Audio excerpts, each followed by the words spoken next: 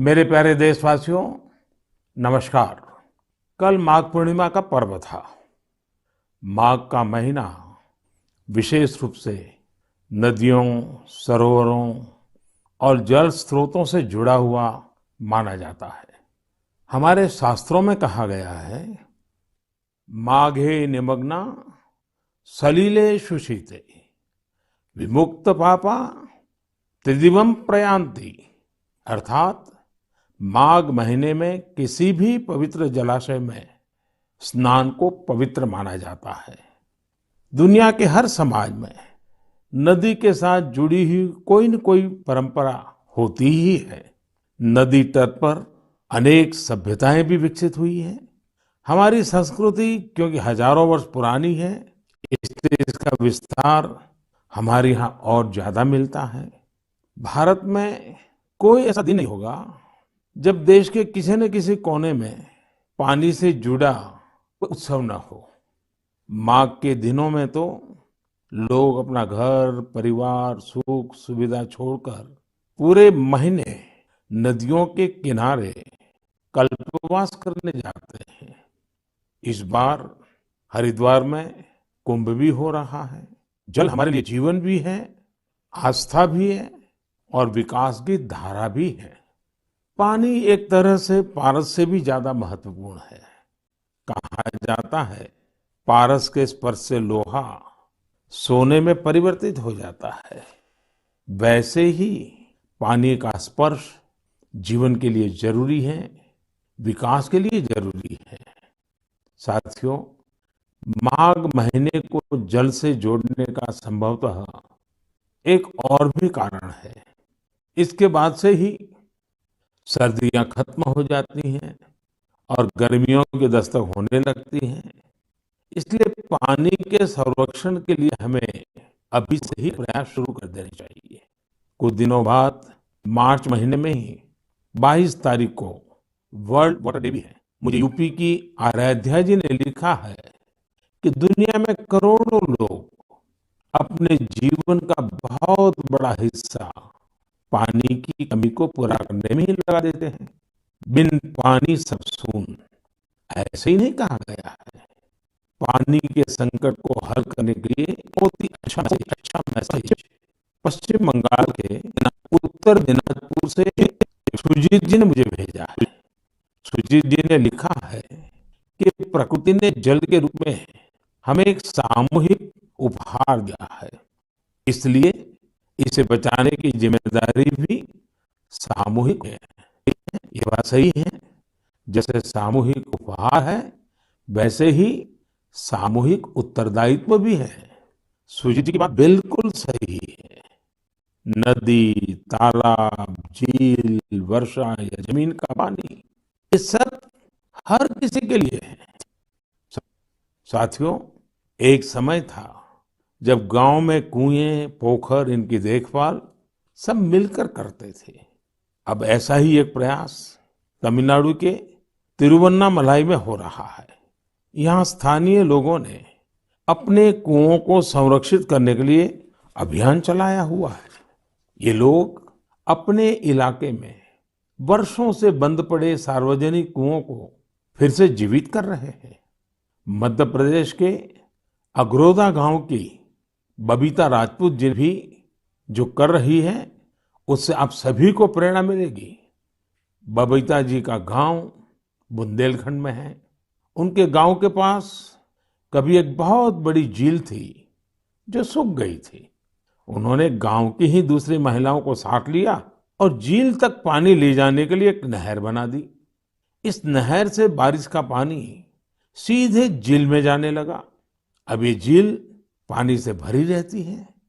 साथियों, उत्तराखंड के बागेश्वर में रहने वाले जगदीश कुनियाल जी का काम भी बहुत कुछ सिखाता है। जगदीश जी का गांव और आसपास का क्षेत्र पानी की जरूरतों के लिए एक प्राकृतिक स्रोत पर निर्भर था, लेकिन कई साल पहले ये स्रोत सूख गया। इससे पूरे इलाके में पानी का संकट गहराता चला गया। जगदीश जी ने इस संकट का हल वृक्षारोपण से करने की ठानी। उन्हें पूरे इलाके में गांव के लोगों के साथ मिलकर हजारों पेड़ लगाए और आज उनके इलाके का सूख चुका वो जल स्रोत फिर से भर गया है। साथियों, पानी को लेकर हमें इसी तरह अपनी सामूहिक जिम्मेदारियों को समझना होगा। भारत के ज्यादातर हिस्सों में मई जून में बारिश शुरू होती है। क्या हम अभी से अपने आसपास के जल स्रोतों की सफाई के लिए, वर्षा जल के संचयन के लिए 100 दिन का कोई अभियान शुरू कर सकते हैं? इसी सोच के साथ अब से कुछ दिन बाद जल शक्ति मंत्रालय द्वारा भी जल शक्ति अभियान कैच द रेन भी शुरू किया जा रहा है। इस अभियान का मूल मंत्र है catch the rain where it falls when it falls. हम अभी से जुटेंगे, हम पहले से जो रेन वाटर हार्वेस्टिंग सिस्टम है उन्हें दुरुस्त करवा लेंगे, गांवों में, तालाबों में, पोखरों की सफाई करवा लेंगे, जल स्रोतों तक जा रहे पानी के रास्ते की रुकावटें दूर कर लेंगे, तो ज्यादा से ज्यादा वर्षा जल का संचयन कर पाएंगे। मेरे प्यारे देशवासियों, जब भी माघ महीने और इसके आध्यात्मिक सामाजिक महत्व की चर्चा होती है तो ये चर्चा एक नाम के बिना पूरी नहीं होती। ये नाम है संत रविदास जी का। माघ पूर्णिमा के दिन ही संत रविदास जी की जयंती होती है। आज भी संत रविदास जी के शब्द, उनका ज्ञान हमारा पथ प्रदर्शन करता है। उन्होंने कहा था, एकई माटी के सब भांडे, सबका एको सृजनहार। रविदास व्यापई एकई घट भीतर, सबको एकई घड़े कुम्हार। हम सभी एक ही मिट्टी के बर्तन हैं, हम सभी को एक ने ही गढ़ा है। संत रविदास जी ने समाज में व्याप्त विकृतियों पर हमेशा खुलकर अपनी बात कही। उन्होंने इन विकृतियों को समाज के सामने रखा, उसे सुधारने की राह दिखाई। और तभी तो मीरा जी ने कहा था, गुरु मिलिया रैदास दीनी ज्ञान की घुटकी।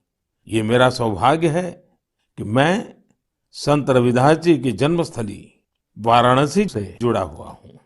संत रविदास जी के जीवन की आध्यात्मिक ऊंचाई को और उनकी ऊर्जा को मैंने उस तीर्थ स्थल में अनुभव किया है। साथियों, रविदास जी कहते थे, करम बंधन में बंद रहियो, फल की नात जियो आस। कर्म मानुष का धर्म है, सत भाखे रविदास। अर्थात हमें निरंतर अपना कर्म करते रहना चाहिए, फिर फल तो मिलेगा ही मिलेगा। यानी कर्म से सिद्धि तो होती ही होती है। हमारे युवाओं को एक और बात संत रविदास जी से जरूर सीखनी चाहिए। युवाओं को कोई भी काम करने के लिए खुद को पुराने तौर तरीकों में बांधना नहीं चाहिए। आप अपने जीवन को खुद ही तय करिए, अपने तौर तरीके भी खुद बनाइए और अपने लक्ष्य भी खुद ही तय करिए। अगर आपका विवेक, आपका आत्मविश्वास मजबूत है तो आपको दुनिया में किसी भी चीज से डरने की जरूरत नहीं है। मैं ऐसा इसलिए कहता हूं क्योंकि कई बार हमारे युवा एक चली आ रही सोच के दबाव में वो काम नहीं कर पाते जो करना वाकई उन्हें पसंद होता है। इसलिए आपको कभी भी नया सोचने, नया करने में संकोच नहीं करना चाहिए। इसी तरह संत रविदास जी ने एक और महत्वपूर्ण संदेश दिया है।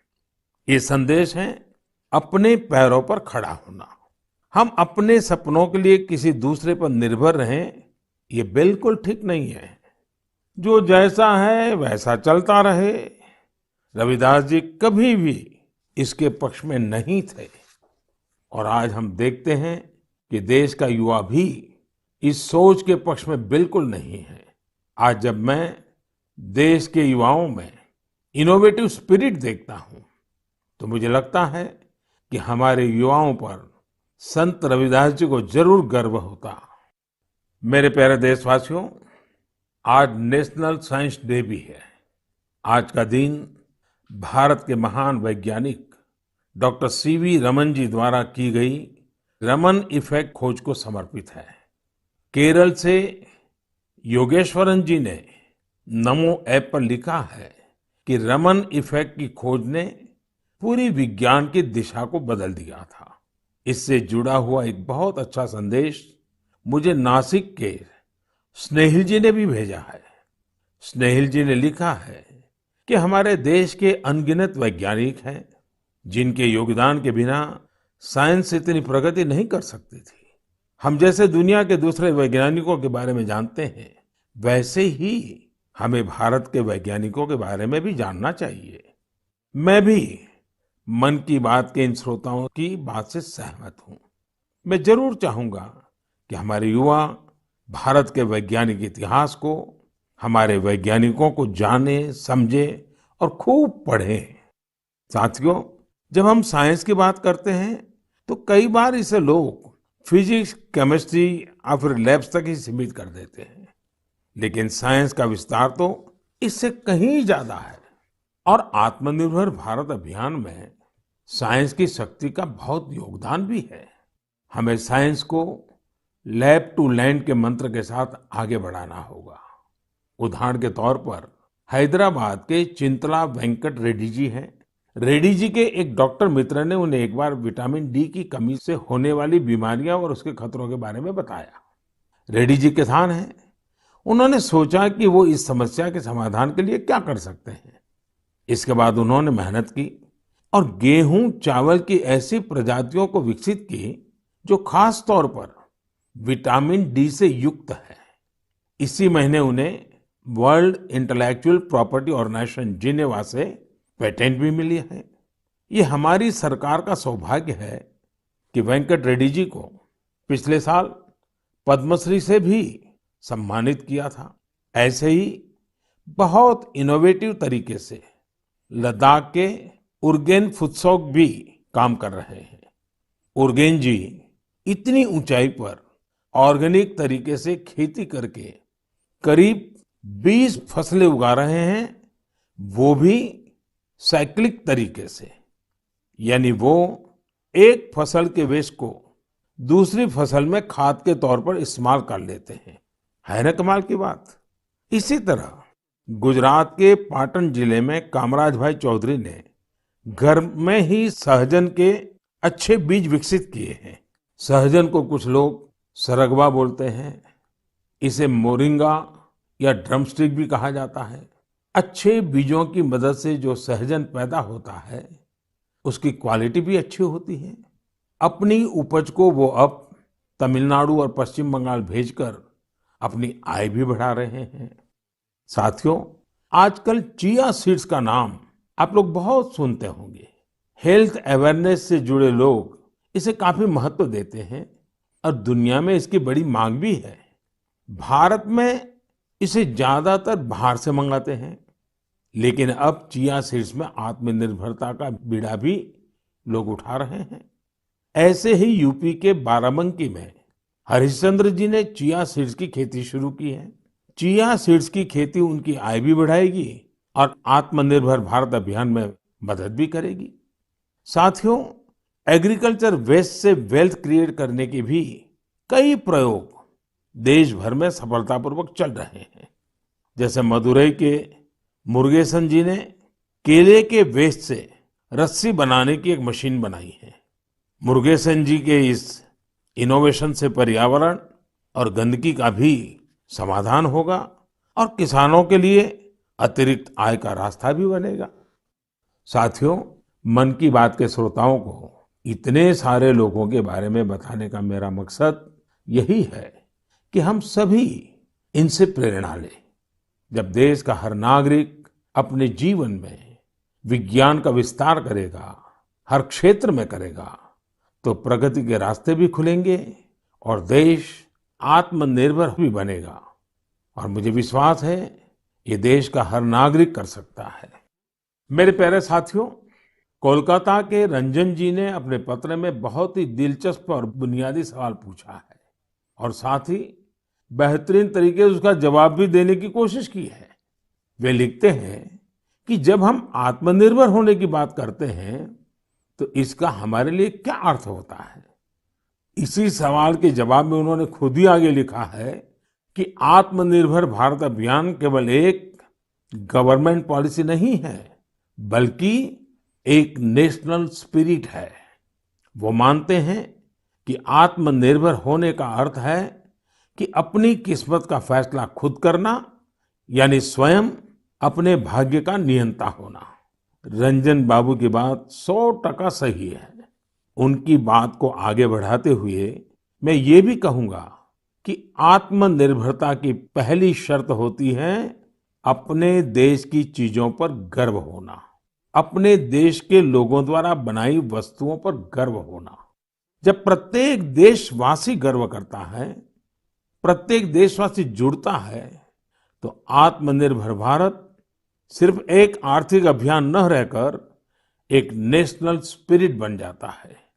जब आसमान में हम अपने देश में बने फाइटर प्लेन तेजस को कलाबाजियां खाते देखते हैं, जब भारत में बने टैंक, भारत में बनी मिसाइलें हमारा गौरव बढ़ाते हैं, जब समृद्ध देशों में हम मेट्रो ट्रेन के मेड इन इंडिया कोचेस देखते हैं, जब दर्जनों देशों तक made in India corona vaccine को पहुंचते ही देखते हैं, तो हमारा माथा और ऊंचा हो जाता है।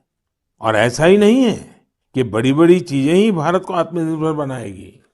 भारत में बने कपड़े, भारत के टैलेंटेड कारीगरों द्वारा बनाया गया हैंडीक्राफ्ट का सामान, भारत के इलेक्ट्रॉनिक उपकरण, भारत के मोबाइल, हर क्षेत्र में हमें इस गौरव को बढ़ाना होगा।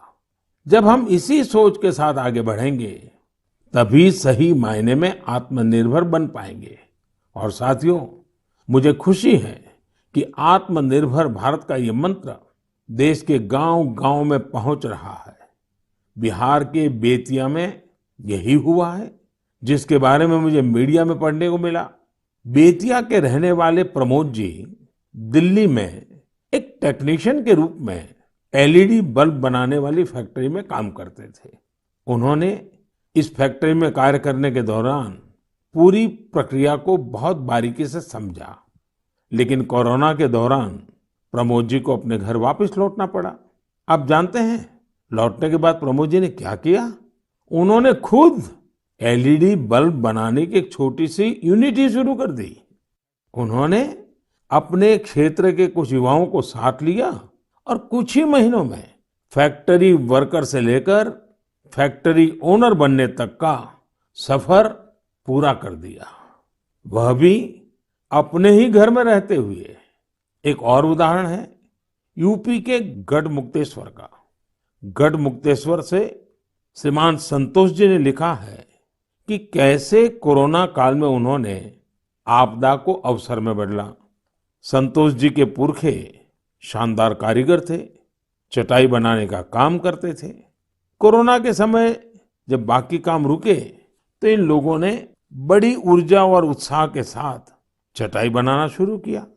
जल्द ही उन्हें न केवल उत्तर प्रदेश बल्कि दूसरे राज्यों से भी चटाई के ऑर्डर मिलने शुरू हो गए। संतोष जी ने यह भी बताया है, इससे इस क्षेत्र की सैकड़ों साल पुरानी खूबसूरत कला को भी एक नई ताकत मिली है। साथियों, देश भर में ऐसे कई उदाहरण हैं जहां लोग आत्मनिर्भर भारत अभियान में इसी तरह अपना योगदान दे रहे हैं। आज यह एक भाव बन चुका है जो आम जनों के दिलों में प्रवाहित हो रहा है। मेरे प्यारे देशवासियों, मैंने नमो ऐप पर गुड़गांव निवासी मयूर की एक इंटरेस्टिंग पोस्ट देखी। वे पैशनेट बर्ड वॉचर और नेचर लवर है। मयूर जी ने लिखा है कि मैं तो हरियाणा में रहता हूं, लेकिन मैं चाहता हूं कि आप असम के लोगों और विशेष रूप से काजीरंगा के लोगों की चर्चा करें। मुझे लगा कि मयूर जी राइनोज के बारे में बात करेंगे, जिन्हें वहां का गौरव कहा जाता है। लेकिन मयूर जी ने काजीरंगा में वाटरफॉल्स की संख्या में हुई बढ़ोतरी को लेकर असम के लोगों की सराहना के लिए कहा है। मैं ढूंढ रहा था कि हम वाटरफॉल्स को साधारण शब्दों में क्या कह सकते हैं, तो एक शब्द मिला, जल पक्षी। ऐसे पक्षी जिनका बसेरा पेड़ों पर नहीं पानी पर होता है, जैसे बतख वगैरह। Kaziranga national park and tiger reserve authority कुछ समय से एनुअल वाटरफाउल सेंसस करती आ रही है। इस सेंसस से जल पक्षियों की संख्या का पता चलता है और उनके पसंदीदा हैबिटेट की जानकारी मिलती है। अभी 2-3 सप्ताह पहले ही सर्वे फिर हुआ है। आपको भी ये जानकर खुशी होगी कि इस बार जल पक्षियों की संख्या पिछले वर्ष की तुलना में करीब 175% ज्यादा आई है। इस सेंसस के दौरान काजीरंगा नेशनल पार्क में बर्ड्स की कुल 112 स्पीशीज को देखा गया है। इनमें से 58 स्पीशीज यूरोप, सेंट्रल एशिया और ईस्ट एशिया सहित दुनिया के विभिन्न हिस्सों से आए विंटर माइग्रेंट्स है। इसका सबसे महत्वपूर्ण कारण यह है कि यहाँ बेहतर वाटर कंजर्वेशन होने के साथ ह्यूमन इंटरफियरेंस बहुत कम है। वैसे कुछ मामलों में पॉजिटिव ह्यूमन इंटरफियरेंस भी बहुत महत्वपूर्ण होता है। असम के श्री जादव पायेंग को ही देख लीजिए। आप में से कुछ लोग उनके बारे में जरूर जानते होंगे। अपने कार्यों के लिए उन्हें पद्म सम्मान मिला है।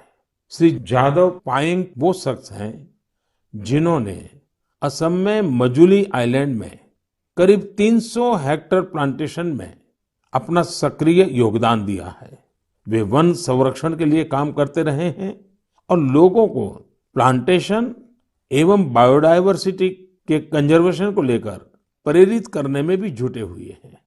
साथियों, असम में हमारे मंदिर भी प्रकृति के संरक्षण में अपनी अलग ही भूमिका निभा रहे हैं।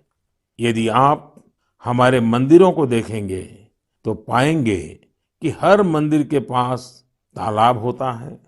हजो स्थित हयाग्रीव मधेब मंदिर, सोनितपुर के नागशंकर मंदिर और गुवाहाटी में स्थित उग्रतारा टेम्पल के पास इस प्रकार के कई तालाब हैं।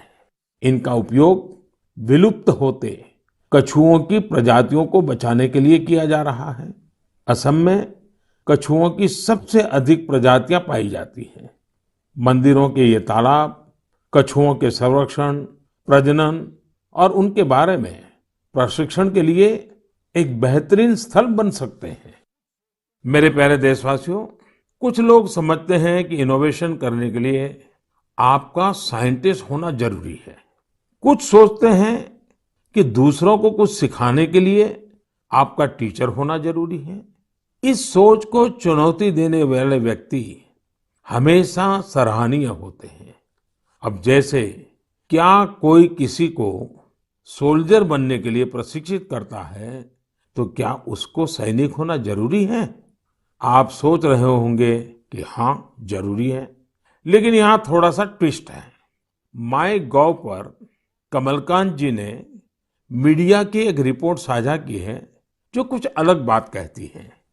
ओडिशा में अराखुड़ा में एक सज्जन है नायक सर। वैसे तो इनका नाम सिलू नायक है, पर सब उन्हें नायक सर ही बुलाते हैं। दरअसल वे मैन ऑन अ मिशन है। वह उन युवाओं को मुफ्त में प्रशिक्षित करते हैं जो सेना में शामिल होना चाहते हैं। नायक सर के ऑर्गेनाइजेशन का नाम महागुरु बटालियन है। इसमें फिजिकल फिटनेस से लेकर इंटरव्यूज तक और राइटिंग से लेकर ट्रेनिंग तक इन सभी पहलुओं के बारे में बताया जाता है। आपको यह जानकर हैरानी होगी कि उन्होंने जिन लोगों को प्रशिक्षण दिया है, उन्होंने थल सेना, जल सेना, वायुसेना, सीआरपीएफ, बीएसएफ ऐसे यूनिफॉर्म फोर्सेस में अपनी जगह बनाई है।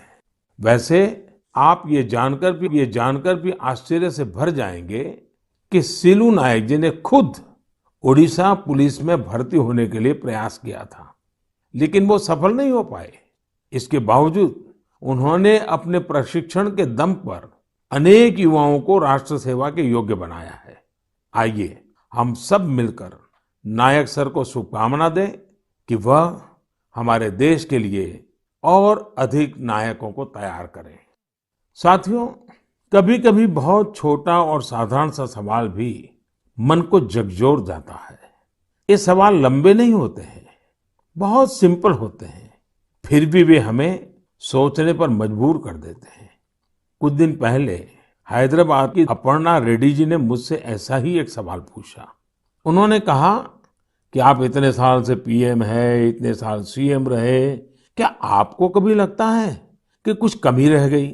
अपर्णा जी का सवाल बहुत सहज है, लेकिन उतना ही मुश्किल भी।